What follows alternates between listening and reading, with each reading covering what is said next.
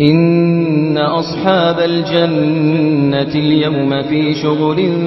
فاكهون هم وأزواجهم في ظلال على الأرائك متكئون لهم فيها فاكهة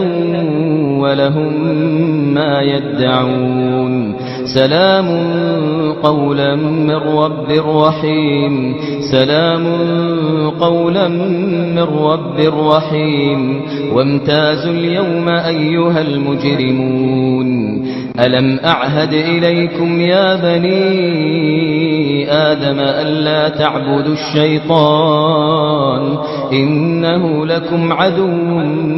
مبين وأن اعبدوني هذا صراط مستقيم ولقد أضل منكم جبلا